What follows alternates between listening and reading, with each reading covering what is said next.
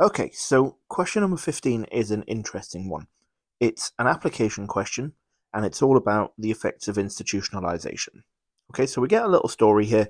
Anka, who has recently been adopted by a British couple. Before being adopted, she lived in an institution. They give us a little bit of detail about the institution. Effectively, what we have to do here is we have to use our knowledge of Rutter's research to kind of work out what's going on. Okay, now the question says use your knowledge of the effects of institutionalization. Okay, so we need to know about two things, two main things.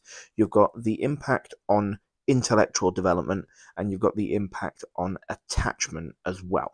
Now, the second part of this question is the bit where you have to get a little bit creative because you're asked to use your knowledge of the effects of institutionalization to advise Anka's new parents about what to expect. Okay, so we're not just outlining the research, we're not just explaining what happened, we are using our knowledge to provide practical advice to people about what they might expect as a result of these early experiences. So, this is what my answer is going to look like. So we are going to start off with a little bit of an introduction, and we are effectively just going to say that research has shown that early institutionalization can lead to intellectual and attachment difficulties. Okay, we're going to go into a little bit more detail in a minute, but in terms of the intellectual difficulties, what that actually means is for them is that Anka might struggle to keep up at school. Okay, and she might also require extra support. Now, you can go into a little bit more detail there if you want. You can get a little bit creative and you could make suggestions like perhaps she needs to repeat a year, or maybe she needs to go into a year group that's one below her actual age, or something like that. That's fine. You know, you can get as creative with that as you want, as long as it's practical and it's relevant to the question.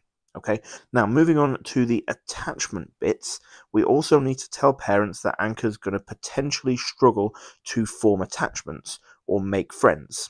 Now, the reason for that, and this is something that the examiner is going to want to know that you understand, the reason for that is that she may have an absent or an underdeveloped internal working model.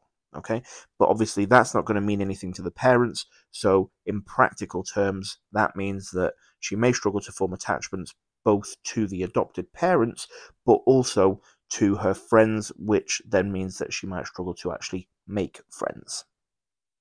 And then, as a final thing, we have Anka might have a disinhibited attachment style.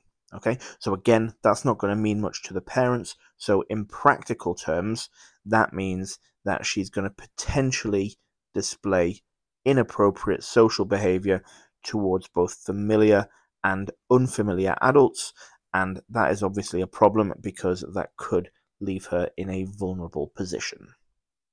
And that is how we are going to use our knowledge of the effects of institutionalization to advise Anka's new parents. Okay, I hope that's made sense. Thank you very much for watching.